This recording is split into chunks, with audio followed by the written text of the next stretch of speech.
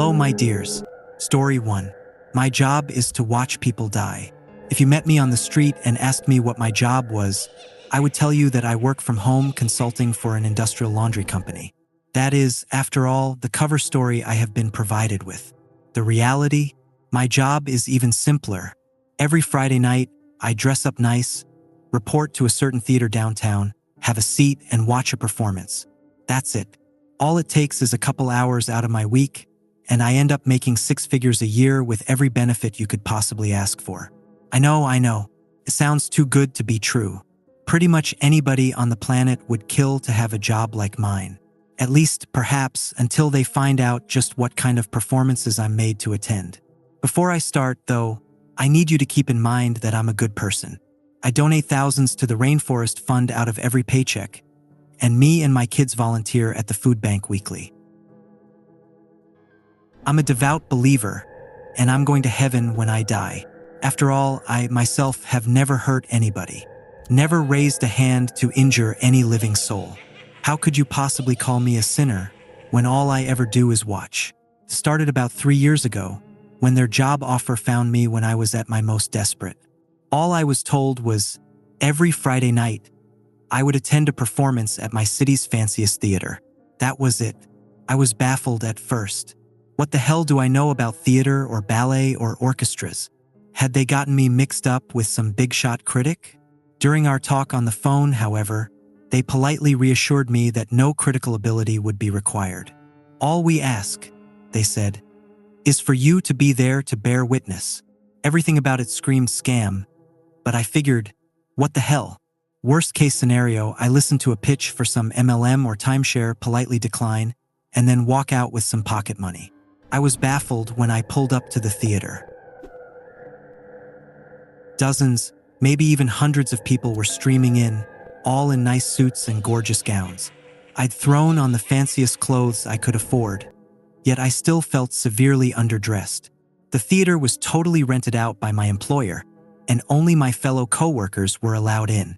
How much could it have cost to hire such a massive crowd just to attend this one performance? Who could possibly bankroll something like this? I tried to empty my mind and simply merge into that human tidal wave flowing through the doors.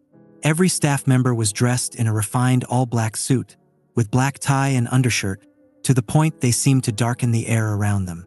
Each wore a white comedy mask, the neoprene stretched into a grin of perpetual laughter, which struck me as almost mocking. They demanded that we hand over all electronic devices, even patting us down and running a metal detector over us.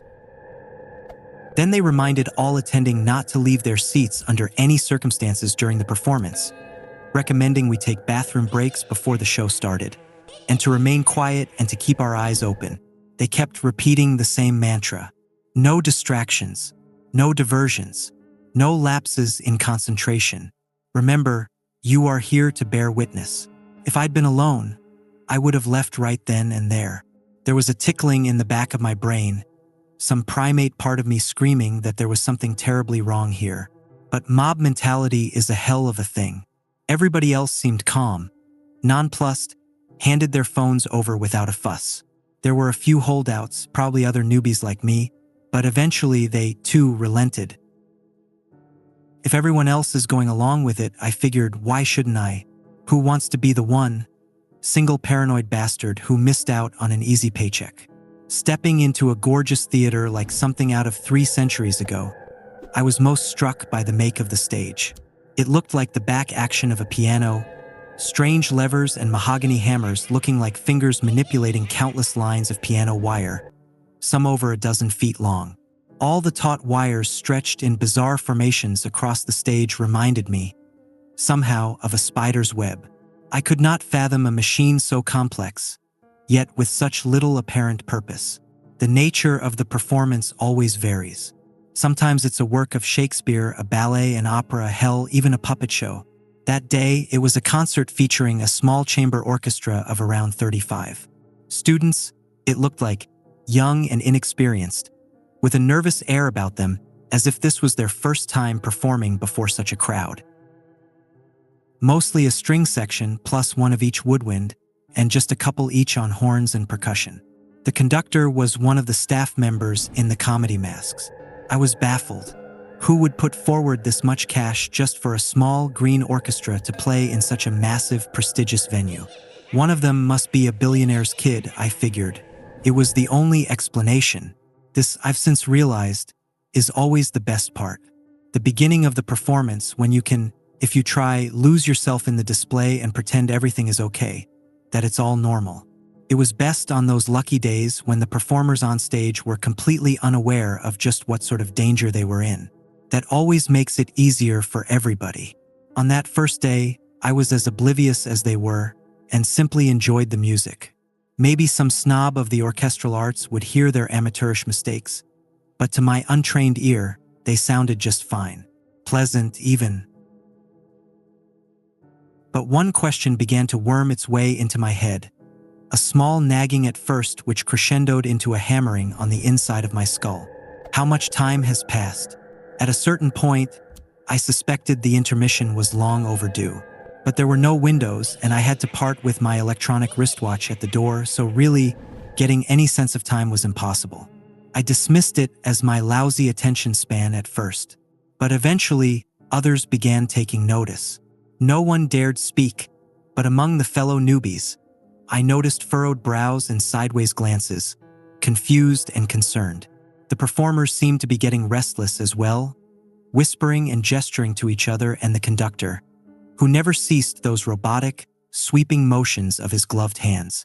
It must have been 2 hours by then, if I had to guess, and they were starting to look exhausted, dehydrated. Some even looked as if they were about to quit playing.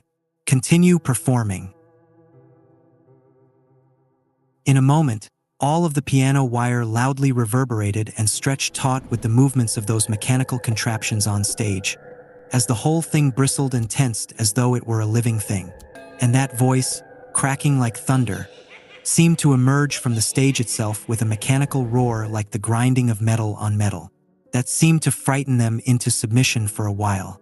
It wasn't until a half hour later that my life changed irreparably. They'd been playing a quiet sonata, so everybody could hear the sudden FRR-ting, accompanied by a pained yelp.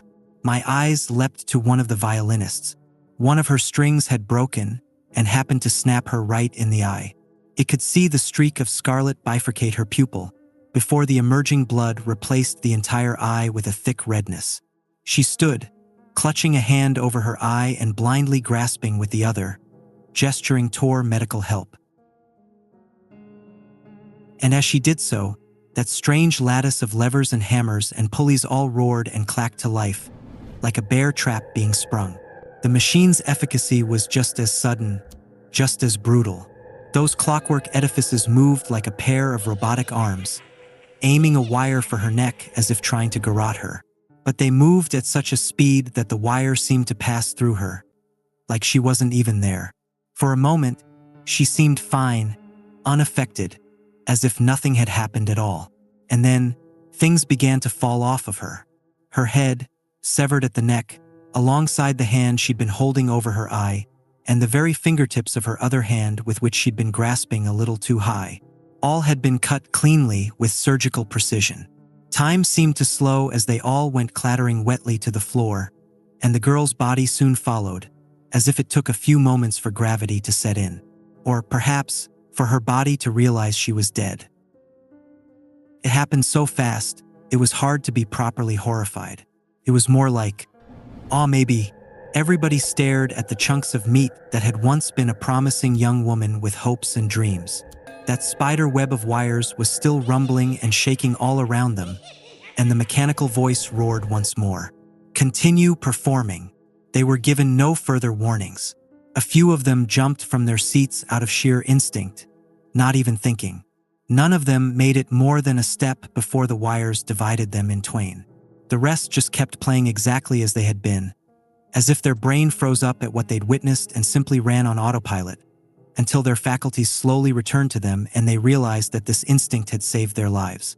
Where once beauty filled the room, now the orchestra had been reduced to a discordant sound like a long, shuddering whine, like a mocking parody of music. They gripped their instruments with trembling, sweaty hands, playing just well enough to avoid stoking the ire of those quivering wires stretched taut all around them. They realized, gradually, that they were allowed to speak. Immediately, they began wailing hard enough almost to mercifully drown out that dismal cacophony that was once music. Some begging and pleading with the staff, others screaming out threats, be they legal or physical. Nothing they said could shake the masked men and women in the slightest. They stood at order like statues, unflinching. Realizing this, they turned their attention to us. A wall of red, weepy eyes scanning the crowd for any hint of mercy, begging us to band together against the staff, calling us all sick bastards for just sitting there and watching them die. A blonde woman on violin had the most genius and cruel strategy of all. She merely began telling us about herself. Everything she could think of, poured out in between sniffles and tears. My name is Vera H. Hayes. That's my husband over there. She gestured to a dark-haired man on drums. He'd been the quietest of them all, seeming to be saving his strength. We have a little girl. She's 8 years old, and she loves her mama and papa. Her name is Lucy, as she loves horses. And I was saving us to maybe give her riding lessons one day. I desperately wanted to cover my ears, but knew it would be against the rules. Why can't she just shut the hell up? I thought bitterly, grinding my teeth. I truly hated her. Hated her more than I'd ever hated before. But why? Some dim remnant of my reason asked. She's a victim here. She's done you no wrong. But I realized I hated her because she kept reminding me she was human. Reminded me of what I was doing to her.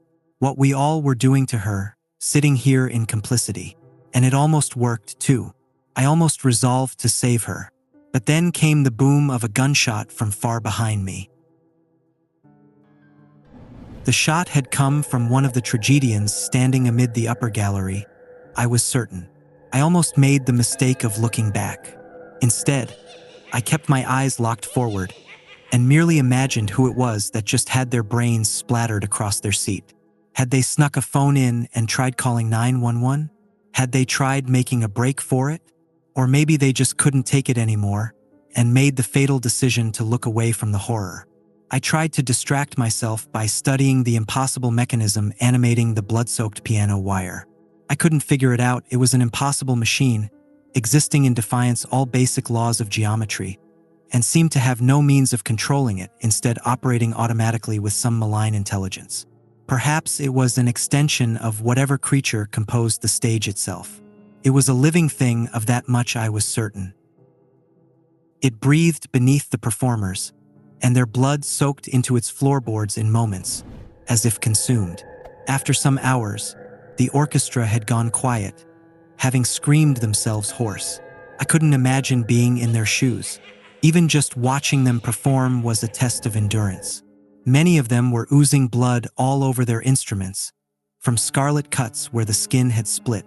The woman on the French horn was struggling hardest of all, her lungs and hands burning with exhaustion.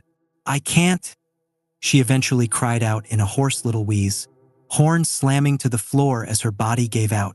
I'm so sorry, I can't do any.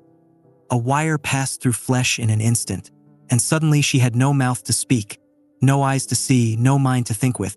All of it lay splattered upon the stage, which sated itself upon that spilled vitae. Another gunshot.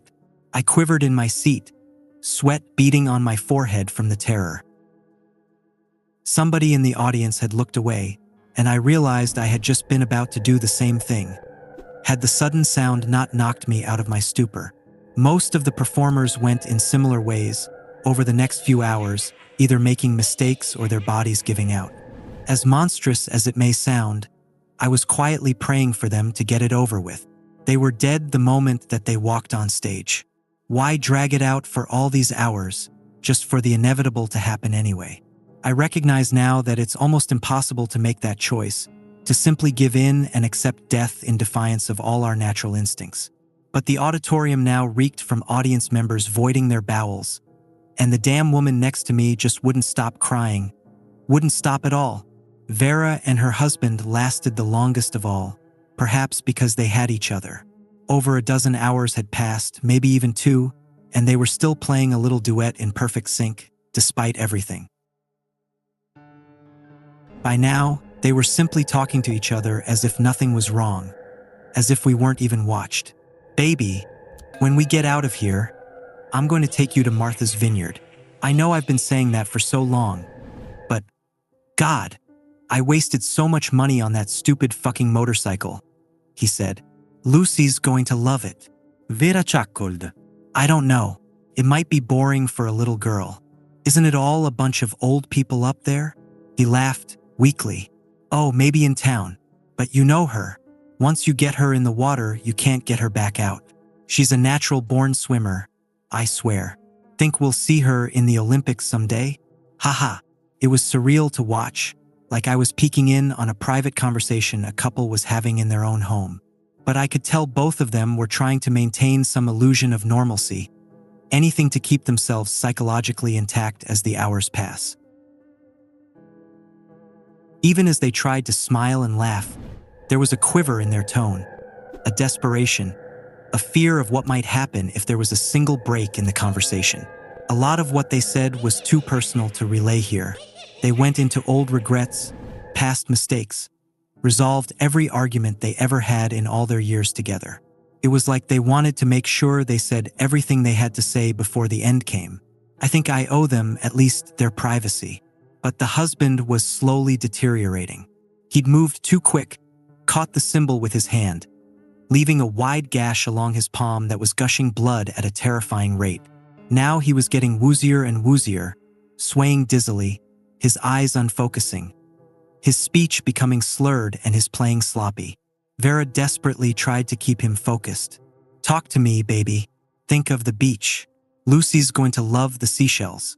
She'll pick her favorite and put it on that little stand in her room, with all her little trophies." She rambled on, but by the end, all he could manage was half-hearted grunts of affirmation.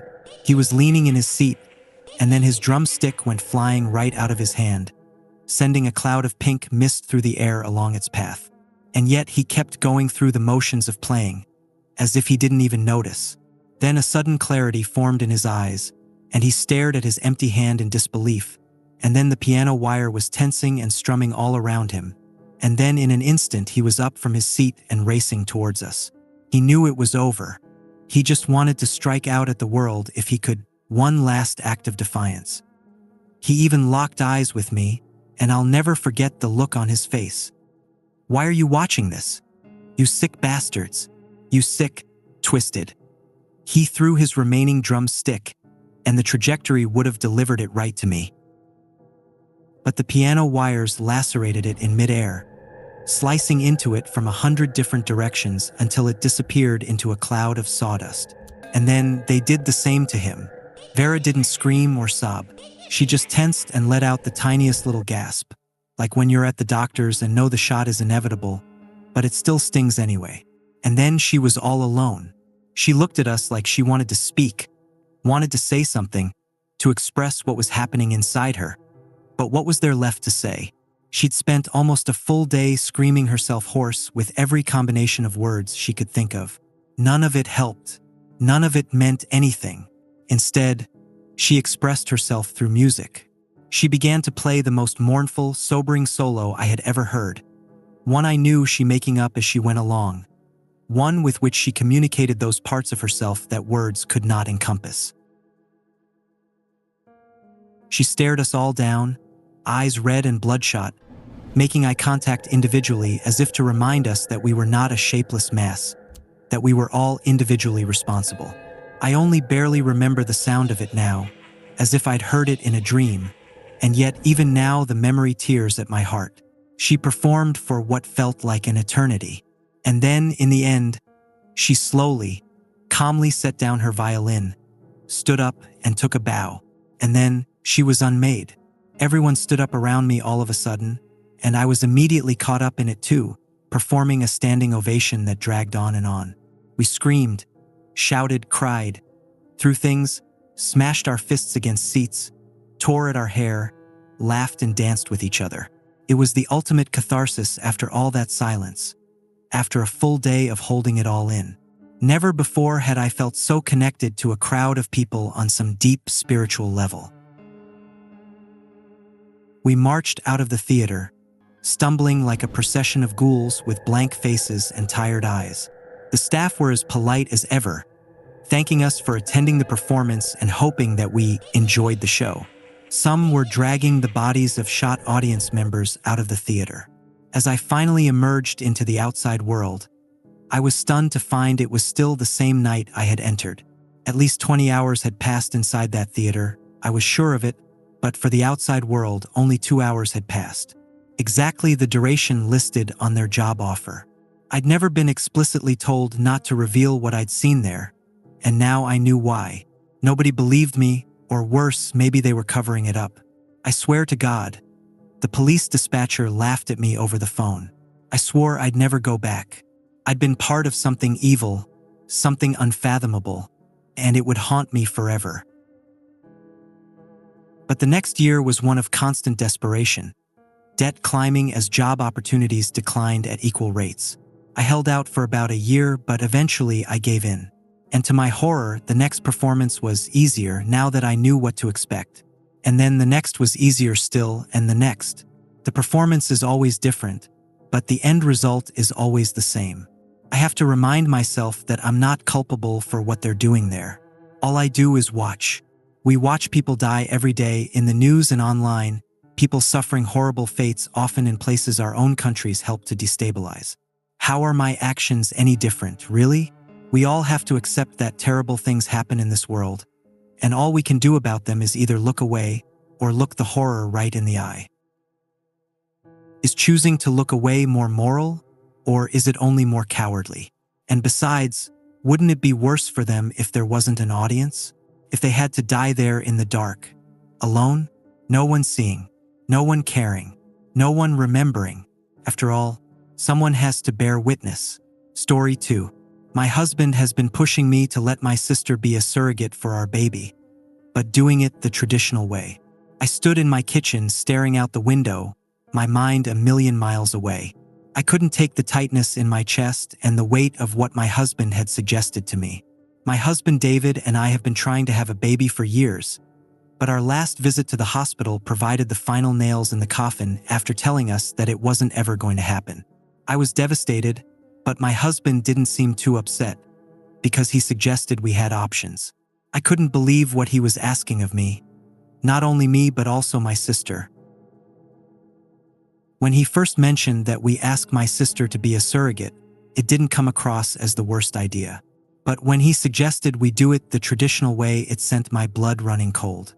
A million thoughts ran through my head as I tried to make sense of what he said and wanted. Was he attracted to my sister all this time? Was he using this as a way to sleep with my sister quilt-free? I was furious, and when I said this to him, he didn't see the problem. Told me his ancestors have done it for centuries. I didn't answer him at first. I didn't trust myself to speak without breaking. It was as if David, the man I'd known and loved, was suddenly a stranger. It wasn't just the idea of surrogacy that upset me.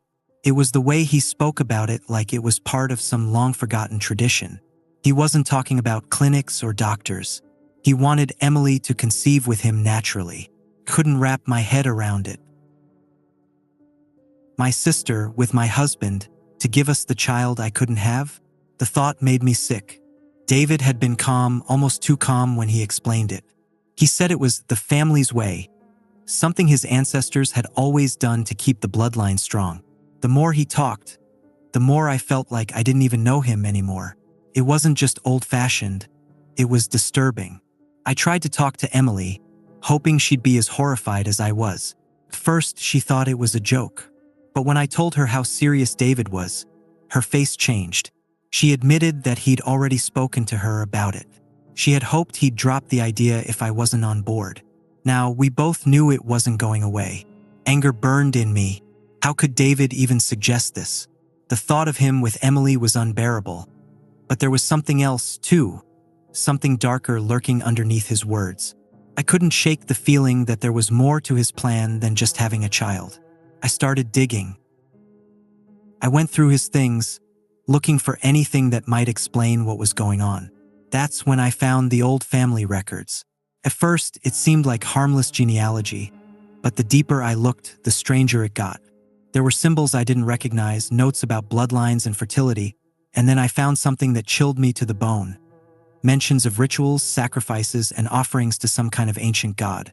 Suddenly, everything clicked into place. This wasn't about having a child. David wasn't just trying to keep the family line going. He was planning something far darker. My sister wasn't meant to just carry our baby. She was supposed to be a sacrifice, an offering to this old god his family had worshipped for generations. I felt sick. My mind raced as I pieced it all together. David had been planning this for years. His calm demeanor, and the talk of tradition, it was all a cover for something far more sinister. I realized I wasn't just fighting to stop an uncomfortable surrogacy arrangement. I was fighting for my sister's life. When I confronted him, he didn't deny it. He just looked at me with that same eerie calm, saying it was the only way to secure the family's future. Emily had to be the one. She was pure, perfect for the ritual. He spoke like it was already decided, like I had no say in the matter. The desperation in me turned to panic, a gnawing fear that was eating away at me. I had to protect Emily, but I wasn't sure how obsessed my husband was about all this and the lengths he could go to make it happen. Time was running out, and I knew that if I didn't stop him, I'd lose Emily. And if that happened, the consequences would be far worse than anything I could have imagined. The night of the ritual came. David had prepared everything, symbols drawn on the floor, candles flickering in strange, unnatural patterns. Emily stood off to the side, trembling, terrified of what was about to happen. I was shaking too, but not out of fear. I was ready. David had no idea how much I had learned, how far I had gone to turn this around. He thought I was beaten, that I had accepted his plan. He had no idea that while he was busy obsessing over his precious old ways, I had been finding something older, something stronger. As David began the chant, my heart pounded in my chest, but I stayed silent, watching him call on forces he didn't fully understand. He moved toward Emily, ready to start the final part of the ritual, but that's when I made my move. I spoke words he wasn't expecting, words I had learned from the darkest parts of those ancient texts. They weren't meant for me to say, but I had learned to twist the ritual, bend it to my own will. I had spent weeks preparing for this moment, memorizing everything I needed to make sure that he would be the one who paid the price. David froze as the energy in the room shifted. The symbols on the floor flickered, changing shape, twisting into something unfamiliar even to him. His confidence wavered, and for the first time, I saw fear in his eyes. He tried to finish the chant, but the words fell flat. "You don't understand what you're doing," he tried to shout. His control over the ritual was slipping. The power he'd summoned didn't care for tradition or purity. It was only looking for one thing, the perfect vessel. David gasped, his face twisted in shock. The ritual had shifted, and he was no longer the master of it. He tried to stand, but his body convulsed again, and he fell to his knees. His hands pressed against his belly as something inside him began to swell, pushing outward. The horrifying realization dawned on him. The life he had intended for my sister was now growing inside him. I watched as his belly expanded, stretching his skin tight. The weight of it grew heavy and undeniable. He looked up at me, his face pale, desperate for a way out, but there was none. The spell had made its choice. David, the man so obsessed with controlling his bloodline, was now the one carrying it. The look of terror on his face was all I needed to know. He understood, and there was no escaping it. He was pregnant. 9 months later, David was a shadow of the man he used to be. His once proud posture had crumbled under the weight of his massive, swollen belly. His skin stretched tight and marked with deep stretch marks. His feet were constantly swollen, and his face, once stern, was now puffy and exhausted from sleepless nights of cramps, back pain, and the relentless discomfort of carrying life inside him. He had gone through every stage of pregnancy, morning sickness that left him heaving, strange cravings, and the unpredictable mood swings that left him either weeping or raging at the smallest things. His body ached in ways he never imagined. His back hunched as he waddled through the house, barely able to move with the burden of his own making. The reality of pregnancy had shattered any last trace of his arrogance, leaving him humbled and broken. Story 3. I work at a motel. I think skinwalkers are staying here. If you're ever driving down Route 106 in Michigan, and you see a sign for the Greenbrier Motel, you better just keep on driving. Because there is something terribly wrong here, and the last thing I would want is for more people to die. I started working at the Greenbrier Motel a week ago. It wasn't a dream job by any standards. Night shift at the front desk, checking people in and out, doing some inventory in the back. I liked the peace and quiet, though. As a little rundown motel on a stretch of isolated highway in Michigan, it gave me a lot of time to read and play computer games on the clock.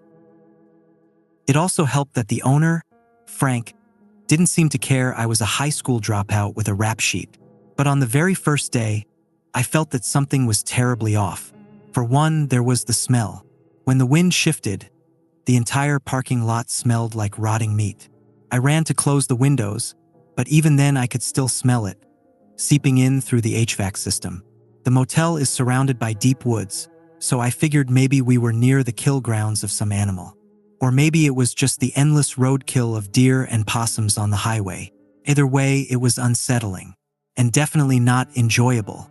The other thing that struck me as odd were the guests' rooms. Some of them didn't have windows, and it seemed like that was intentional. I could see the lines in the paint, the seams outlining where windows had once been. When I asked Frank, he told me that some of the guests asked for windowless rooms, that they were in high demand. He didn't elaborate, and honestly, I was a little scared to press him on it. Things went from strange to downright creepy, however, as soon as Frank left. As I got set up at my desk, a woman walked into the room. She was in her 40s, maybe, with black hair and very pale skin. As soon as she stepped inside, she locked the door behind her. "Frank left, right?" she asked me. "Yeah," I replied. Who are you?" She introduced herself as Matilda. She'd been working here for a decade, cleaning the motel rooms after the guests checked out. After a few minutes of small talk, she suddenly came up to the counter and lowered her voice. "I want to make sure you're safe around here," she said, glancing back towards the door nervously. "So I need you to listen to me, okay?" My heart dropped. Okay. Whatever you do, don't ask questions. Just check people in, check them out, and mind your own business. And then you'll be fine." My stomach did a little flip. Okay, so it was that kind of motel. Illegal business of multiple kinds, probably, all being conducted under our dilapidated roof. What if the police come? Will I be arrested too? She gave me a blank stare. The police say they find evidence of illegal activity in one of the rooms. Will that get me in trouble? I already have shoplifting on my record and can't. She shook her head. "Don't worry about the police. Just don't ask questions. And don't make eye contact or look at their faces for too long." I swallowed. They don't want witnesses. They don't want me to be able to pick them out of a lineup, I thought. Okay, I won't ask questions and I won't look at them for too long. Got it. She smiled at me. You have nothing to worry about. As it turned out, though, I had quite a lot to worry about. That night, I checked in 3 people. They were almost like caricatures. A big, strong guy in sunglasses that looked like he'd stepped right out of The Godfather. A woman dressed to the nines, wearing a more makeup than a clown. A skinny young guy in a hoodie that smelled of something chemical and strange. But I listened to Matilda. I didn't ask questions. I didn't even ask the questions I should have been asking. Like when hoodie guy gave me an ID that was clearly fake. Don't ask questions and you'll be fine. I kept repeating that to myself. And I kept my eyes glued to the computer screen, never even glancing up at them. When it hit midnight, I assumed the rest of the night would be smooth sailing. On this lonely stretch of highway, it was unlikely anyone else would check in. I pulled up Minesweeper and played some music on my phone. My peace and quiet, however, was interrupted by the door swinging open. At 2 a.m., I glanced up to see the guy in sunglasses, the guy who looked like he'd stepped out of The Godfather. Oh no, I should have locked the door. I swallowed and kept my eyes glued to the computer screen as he approached. "Can I help you?" I asked, watching him in my peripheral vision. "Do you have any razors for purchase?" I froze. Razors? At 2 a.m.?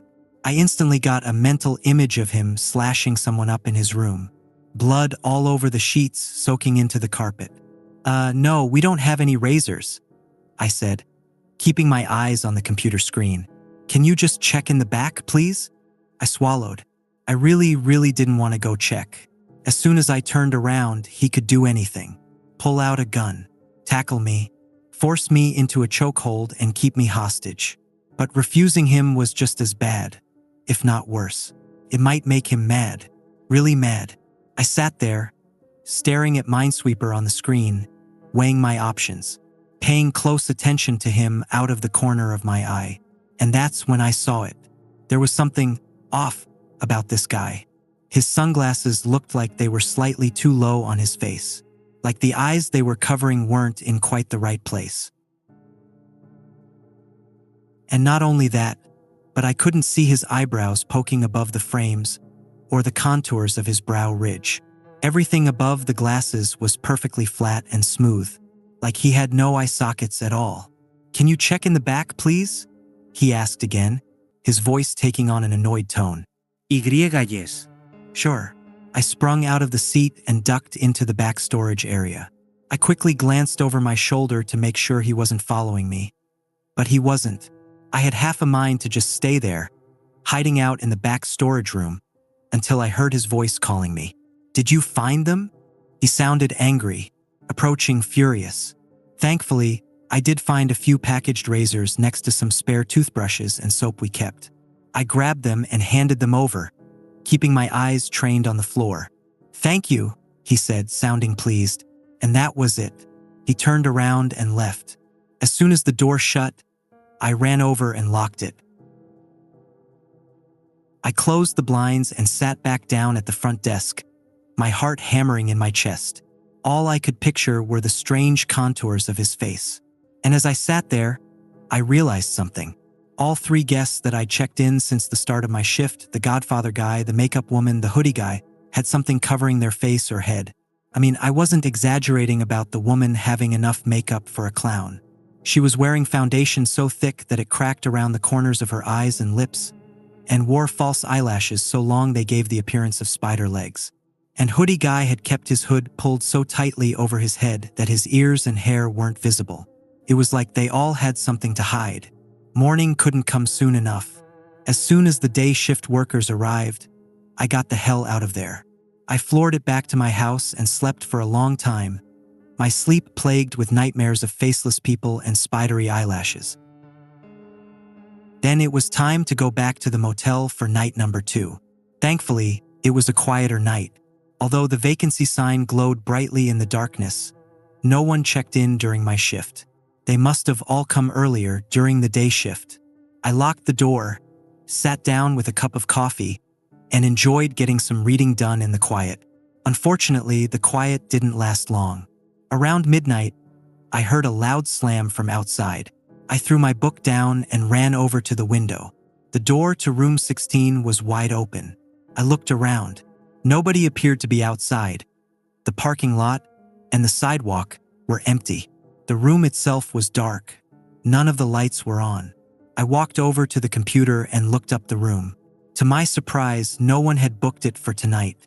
Should I go out and close the door? I hesitated. It was late. There was no one around except for the occasional passing car. If someone had broken into that room and then attacked me, there would be no one to hear me scream. So I kept the door locked tight and accessed the security camera feed instead. As I rewound it, I saw what happened. The door had opened and then a woman had walked out of it. I couldn't see her face, just her long dark hair. She then disappeared into room 22. I checked room 22 on the computer and saw it was booked to a woman named Cassandra Johnson. I frowned. Looked like Cassandra might be going into our vacant rooms and possibly stealing stuff. Matilda must have forgotten to lock up the room after she cleaned it. I sighed, opened the door, and began walking towards the open room. I thought of knocking on room 22, but then thought better of it. Keep your nose out of other people's business.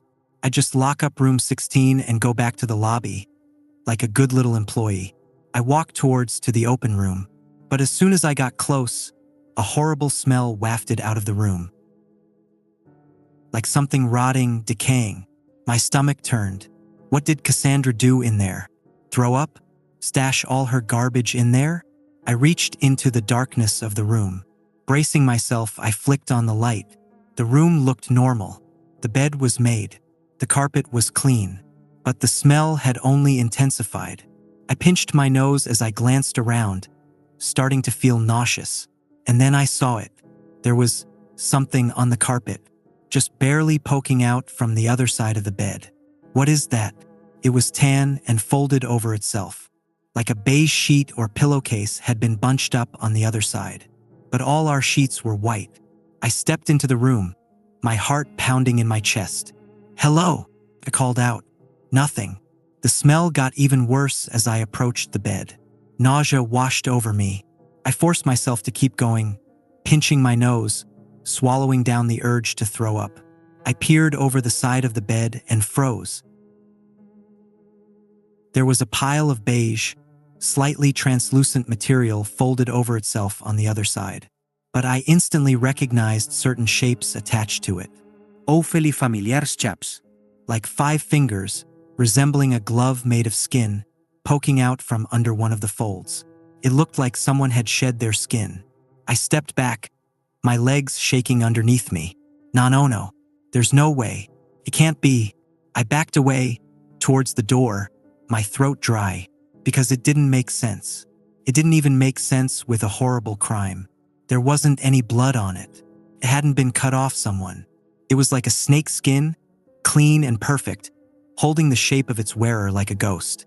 I ran out of the room and saw, walking towards me down the sidewalk, the woman from room 22.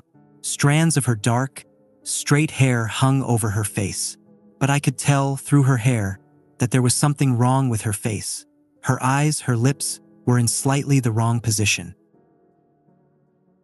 She strode towards me, fast, her shoes clicking on the pavement. I didn't want to find out what she'd do if she caught me. I whipped around and ran as fast as I could. I could hear her behind me, but I forced myself to go faster and faster until I was inside the lobby. I clicked the lock shut and collapsed in the back room, where she couldn't see me. That's when the whistling started. Just outside the door, I could hear her, whistling. The source of the sound shifted as she circled the lobby area, looking for a way in. I heard it at the door, then at the back, then through the side windows, then back at the front door. This went on for an hour. Finally, the whistling faded, but I didn't move. I stayed there, huddled in the back storage room, until dawn broke. As soon as the day shift arrived, I booked it out of there as fast as I could. I wanted to quit. With everything I am, I wanted to just walk away, but I needed the money. I already knew how hard it was, finding a job with a rap sheet. It was either go back to the job or face eviction. So I went back. When I got on shift, though, I pulled Matilda aside and told her what I'd seen. I asked her again and again if my life was in danger. Asked her what the hell was going on here, if other people were in danger too. I promise you, as long as you mind your own business, you'll be safe. So that's what I did. I minded my own business, and for the next few days, nothing of note happened. Sure, there were a few people who checked in that were wearing hats or sunglasses or extra makeup, but I just tried to avoid eye contact with them. Tried to keep my head down and my nose out of other people's business. But then came the night of November 14th. It was raining that night. The rain came down in sheets, and every so often, I heard a peal of thunder shake the windows. I wasn't expecting anyone to come in that night, as I hadn't seen that many cars driving by on the highway. The rain seemed to keep everybody in. But then I heard a knock. When I looked up, I saw a man staring in the window. A chill ran down my spine. He was wearing a hoodie that hid his head and kept his face mostly in shadow. And he was rather aggressively banging on the window, like he was in a hurry. I grabbed the mace I kept under the counter and slipped it into my pocket. Then I approached the window. "Do you have any vacancies?" he asked in a low voice, barely audible above the pounding rain. The vacancy sign glowed brightly behind him. There's no way he could have missed it. "Yeah, come on in," I said, unlocking the door with one hand and gripping the mace in my pocket with the other. He stepped inside. Rain dripped off his jacket and onto the floor. I barely glanced at him, turning around and walking back around the counter. Then I sat down at the computer, keeping my eyes fixed on the screen. In my peripheral vision, I could see him, leaning over the counter, his face only about a foot or two from mine, so close that I could smell the stale, mothball odor coming off his clothes. So close I could hear drops of water plopping onto the counter from his sleeve. "Can you go faster?" he asked, his voice raspy in his throat. "Sorry, sir. I'm going fast as I can," I replied, my heart starting to pound. "It's an old computer." My fingers slipped on the mouse as I rushed to click the buttons. "I don't have all day," he growled, looming even closer to me. I wanted to look at him. My eyes were itching to glance up at the man that was 6 inches from my face. But I forced myself to stare at the screen. Whatever the hell was going on here, I was not going to be a witness. I was not going to look up and find myself face to face with a Smith & Wesson. "Your name?" I asked. As soon as the words came out of my mouth, I froze. I needed a name to book the room. That's all. But maybe he wouldn't see it that way. Maybe I wasn't supposed to ask for names. Maybe that was part of Frank's understanding with certain guests. Thankfully, nothing happened. After a second of hesitation, he replied, "Daniel Jones." The name struck me as fake. Common first name, common last name. But who even cared at this point? I typed his name into the system and completed the booking process. He paid for the room in cash, which was another unnerving detail, but I tried not to worry about it. I turned my back and took a key off the hook. "Room 7, I said, handing it to him. He thanked me and then waited by the door. I waited for a minute, then 2, but he didn't leave. "Do you need something?" I asked, careful not to make eye contact. "Can you escort me to my room?" Oh, hell no. There was no way I could go out there, in the middle of the night, with this creepy guy. That was like a death sentence. I glanced out the window and spotted his car, a beat-up sedan, in one of the nearby parking spaces. The murder scenario played out in my head. Shoves me into the hotel room, kills me, sticks my body in the trunk, throws it in the middle of the woods. Or maybe worse. Maybe my skin would end up crumpled on the floor of one of the rooms.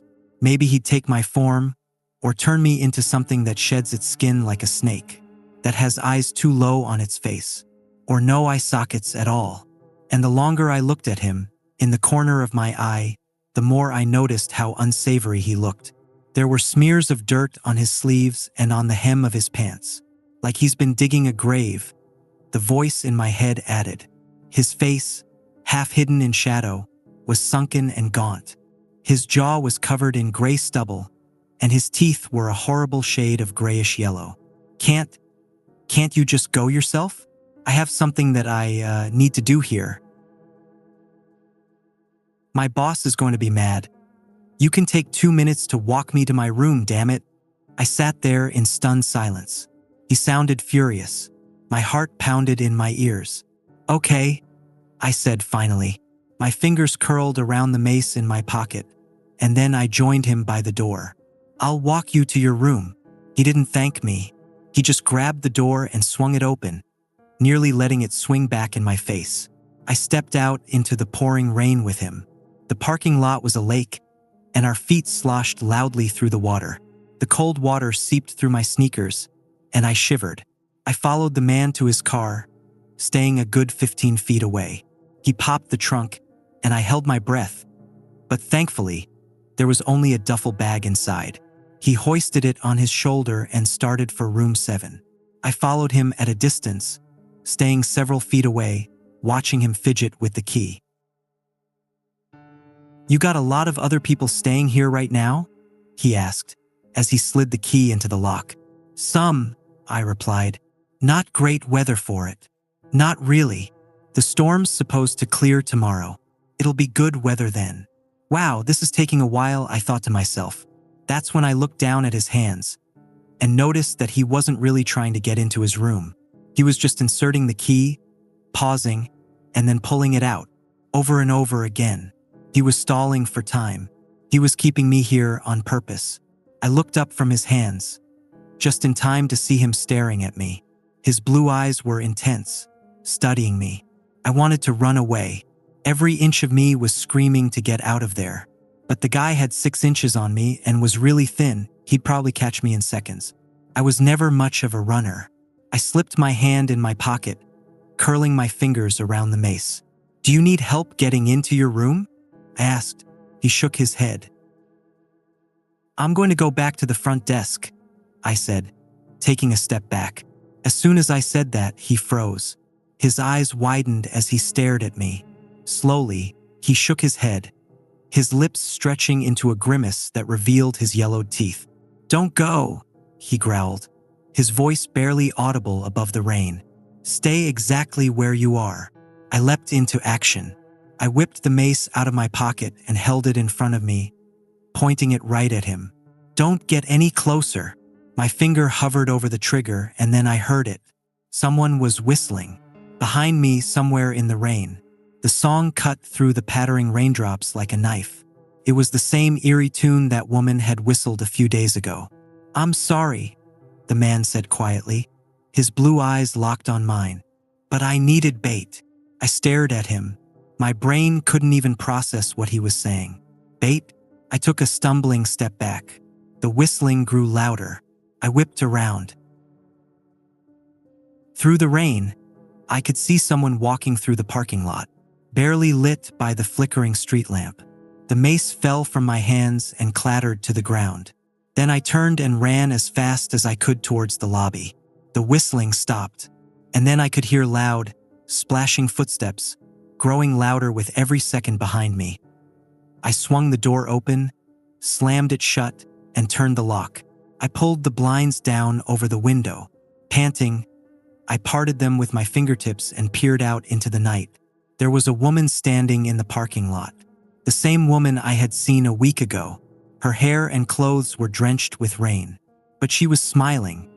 This big, lopsided grin that sent chills down my spine. And her eyes were strange, wide and wild, incredibly light blue. In the darkness, it almost looked like she didn't have irises at all. Just 2 pinholes for pupils, staring right at my door. "No." She took a step forward. I ran over to my desk, grabbed my cell phone, started dialing 911. Come on. 911, what's your emergency? "I'm at the Greenbrier Motel and there's this guy and this weird woman." Thump. I was cut off by a loud thump nearby. I ran to the window and peered out. The man who'd booked room 7 was running towards the woman. He was holding something up in the air, a short dagger, gleaming silver in the rain. "He's attacking her." I screamed into the phone. The woman's face changed. Her features twisted, her grin crept up to her eyes. Her arms crackled and stretched. She blinked, and her eyes turned pure white.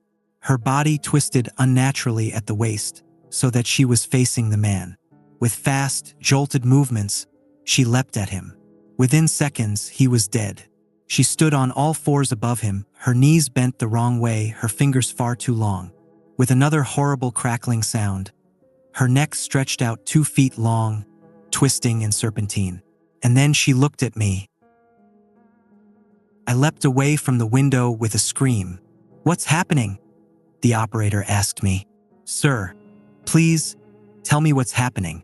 I opened my mouth, tried to speak, but only a squeaking sound came out. By the time I made it back over to the window, the woman was standing there, looking down at her kill. She looked normal. Then she stepped over his body and walked towards the rooms. To my horror, she pulled out a key and opened room 22. Then she disappeared inside. The police arrived a few minutes later.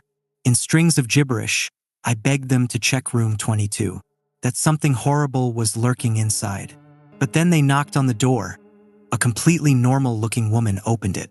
I watched from the lobby. I couldn't hear that much of their conversation over the pouring rain, but they weren't arresting her, weren't accusing her. They seemed to just be having a friendly conversation, asking her what she'd seen. Then they thanked her and came back to me. "We'll need to see the security tapes from tonight, please," the officer said, in an accusing tone. But when I showed them the tapes, they got quiet. One of the officers made a call to someone, saying something about an infestation. The other two officers ushered me out into the lobby, their faces grim. They told me not to leave as they talked among themselves in hushed voices in the corner of the room. Then they approached. "You didn't see anything tonight," the tall man said, leaning in close. "You got that." But what about?" "Listen to me very carefully," he interrupted, lowering his voice. "You didn't see anything. Just like you never shoplifted in your life." "What? You understand me?" he asked. The silence stretched out between us. "Yeah, I got it," I said, my voice wavering. "I didn't see anything. I left the motel and never went back. I planned to never speak of what I saw, to keep my mouth shut, just like they told me to. But after losing many nights of sleep, I realized that I need to warn people. I need to warn you. I can't have another person dying because of these things, whatever they are. So I beg you, if you're driving through Michigan and see that there's a vacancy at the Greenbrier Motel, keep driving.